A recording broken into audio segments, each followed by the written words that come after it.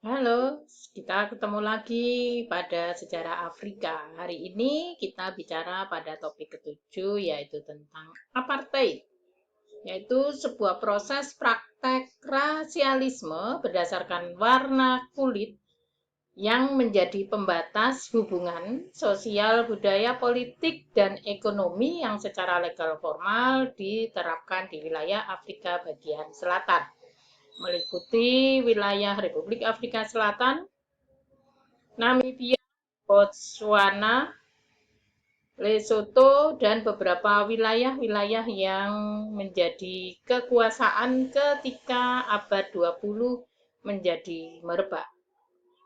Tidak lepas dari tokoh Nelson Mandela dan Winnie Mandela yang menguak bahwa praktek rasialisme ini bersifat legal formal dan ini sangat menentang hak asasi negara, termasuk hak dasar kemanusiaan bahwa setiap manusia punya hak untuk menentukan hidupnya, punya hak untuk mengembangkan potensi dirinya, hak berkumpul dengan aneka warna kulit. Kita ketahui secara universal warna kulit kita terbagi menjadi 3 dasar: warna kulit putih, kulit kuning, yaitu masyarakat di Asia, dan kulit hitam, yaitu masyarakat yang ada di Afrika dan beberapa wilayah-wilayah kepulauan.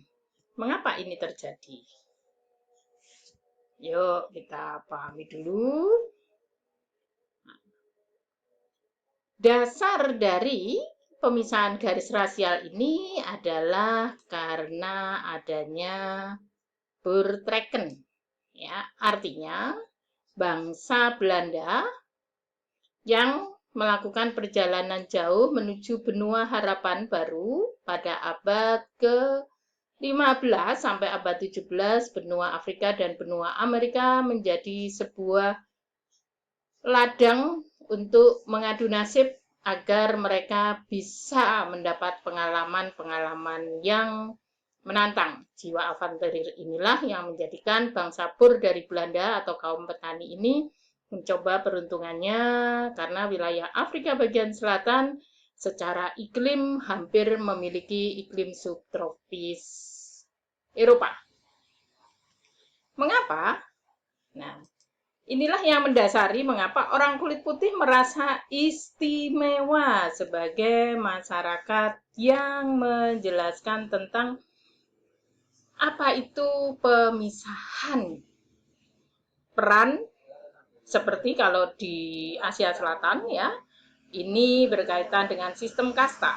Nah, di Afrika, khususnya di wilayah bagian selatan, ini berasal dari bahasa Afrikan, yaitu bahasa perpaduan antara kaum Kreol kulit putih dengan masyarakat bangsa Eropa yang lain yang akhirnya menguasai sebagai white man burden atau masyarakat yang lebih beradab dari kaum kulit hitam.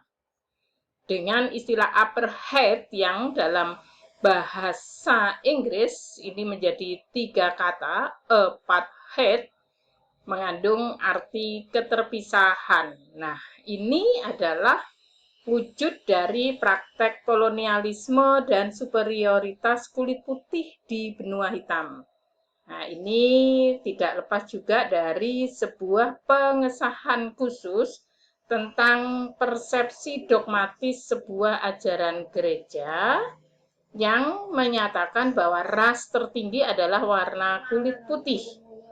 Karena mereka memiliki kewajiban utama yang pada abad ke-16 sampai ke-18 disebut sebagai white man burden, yaitu memberikan sumbangan kebudayaan untuk membangun dunia sesuai dengan peran ras masing-masing, sehingga hasil kebudayaannya pun harus dipisah. Nah, ini adalah salah satu contoh plakat yang banyak sekali dengan ya yang bawah "Wir Gebruch der Blanks". Nah, ini menunjukkan bahasa Afrikan, jadi hampir sama dengan bahasa Belanda. Namun bahasa Afrikan ini menunjukkan bahwa kehidupan orang kulit putih dan orang kulit hitam ini harus dipisahkan secara jelas, dan ini menjadi undang-undang hubungan kemanusiaan yang diberlakukan mulai tahun 48 sampai 1990 oleh Perdana Menteri Daniel Malan, di mana masyarakat yang berkulit putih menjadi penguasa utama. Sedangkan masyarakat kulit hitam yang notabene adalah penduduk asli benua Afrika ini tidak memiliki hak apapun karena mereka dianggap sebagai masyarakat yang tidak beradab. Nah, apartheid gitu ya, ini menjadi sebuah rezim di Republik Afrika Selatan ketika secara legal formal mereka menegaskan bahwa ini menjadi sebuah proses interaksi dominan untuk membatasi peran kulit hitam di negerinya sendiri. Sehingga hal inilah yang menjadikan, nah ini pelestari apartheid ya. Dua periode kepemimpinan dari Daniel Malan dan Hendrik Verwoerd ini menjadi sebuah fenomena sosial terkait hak asasi, sehingga Republik Afrika Selatan seringkali mendapatkan embargo dari dunia internasional. Ini adalah beberapa undang-undang yang menjadikan mengapa mereka membatasi peran, status sosial, dan ekonomi masyarakat kulit hitam. Kemudian Native Land Act yang sudah diberlakukan sejak 1913 pun kota menjadi dominasi masyarakat kulit putih, sedangkan kulit hitam ada di area Bantustan atau area kota desa-desa yang ini sangat minimalis. Nah, ini adalah beberapa wilayah yang menyebutkan radius dari praktek apartheid itu. Ya, mari kita bisa melihat bagaimana luasnya pengaruh ini tidak hanya di dalam negeri Republik Afrika Selatan, gitu ya. Nah, kemudian kebijakan ini terus diwariskan oleh kulit putih karena ide dari Smoot, yaitu bagaimana orang kulit putih ingin memerdekakan diri dari kolonialisme bangsa Barat, sehingga 1910 Afrika Selatan ini menjadi daerah mandiri yang akhirnya menjadi pusat dari kekuasaan kulit putih. Nah, ini akhirnya menjadikan Partai Nasional yang dikembangkan oleh keturunan bangsa Boer atau Belanda, Perancis, dan Inggris sebagai masyarakat Afrikaner ini melalui Partai Nasional yang memenangkan pemilu, akhirnya sepakat melegalkan apartheid ini diberlakukan di beberapa wilayah menjadi pemisahan kamp konsentrasi yang disebut Bantustan tadi gitu ya, di mana orang-orang kulit hitam harus menunjukkan pas jalan. Nah, ini pas jalan ini malah mulai 1809. Nah, ini beberapa. Nah, ini adalah contoh pas jalan yang mereka bawa setiap hari, semacam paspor kalau kita sekarang, yang mana ini menunjukkan mereka tidak berhak untuk tidur di kota, di mana mereka harus bekerja secara optimal pagi subuh sampai mereka nanti petang. Sehingga sistem pendidikan anak pun terbatasi, sedang mereka harus mengabdi kepada kaum kulit putih. Nah, kondisi apartheid ini menjadikan hubungan masyarakat kulit berwarna, yaitu masyarakat Asia dan orang Eropa, keturunan atau bangsa Kreol ini harus dibatasi sampai di dalam rumah-rumah mereka pun ada plakat-plakat seperti ini. Nah, ini sangat mengerikan pada era-era tahun 90.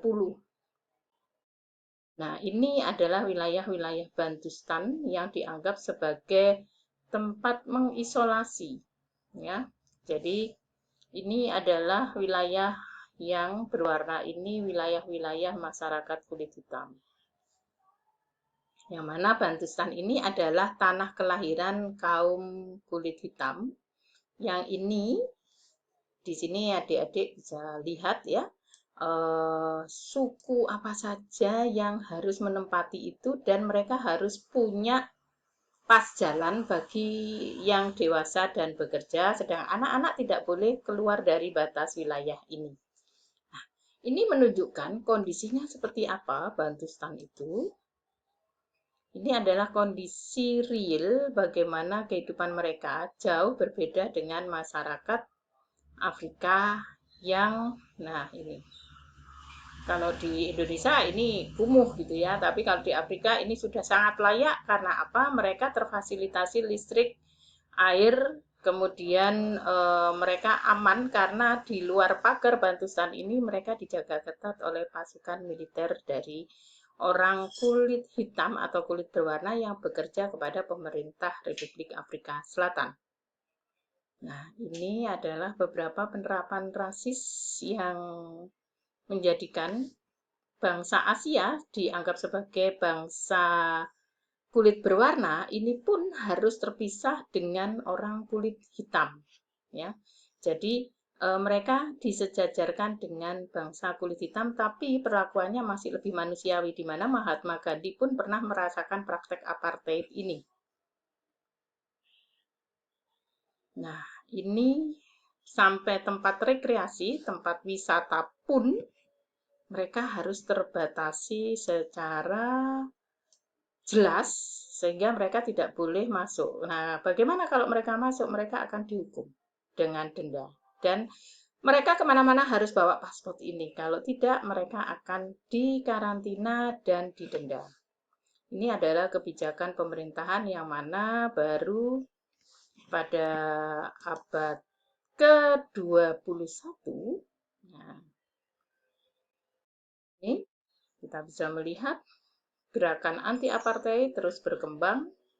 Nah, kemudian polling supremasi menjadikan Nelson Mandela memecah kebekuan legal formal apartheid ini menjadi sebuah kecairan hubungan humanis bahwa Nelson Mandela adalah bapak anti-apartheid, di mana Nelson Mandela pada saat pemutaran film perdananya belum sempat melihat hasil perjuangannya yang didokumentasikan dan menjadikan dia sebagai bapak bangsa di Afrika Selatan dan menjadi bapak ras kulit hitam yang hebat di wilayah Afrika bagian selatan dan wilayah Afrika. Nah, sehingga tahun 94 Nelson Mandela akhirnya menjadi presiden pertama kulit hitam yang memperjuangkan Afrika to Afrika melalui sebuah partai yang berseberangan dengan Partai Nasional tadi, yaitu African National Congress atau ANC didukung sang istri tercinta yaitu Winnie Mandela. Demikian penjelasan tentang sejarah Afrika di bawah tangan Nelson Mandela. Sekarang interaksi kulit hitam dan kulit putih bisa bergandeng tangan dan berkembang bersama-sama. Mungkin itu bahwa Afrika sekarang yang menjadi tempat Piala Dunia beberapa waktu lalu sudah jauh berbeda dengan praktek apartheid pada awal-awal abad ke-20. Terima kasih, sukses selalu, dan mari kita berkembang bahwa seluruh umat manusia punya hak yang sama. Wassalamualaikum warahmatullahi wabarakatuh.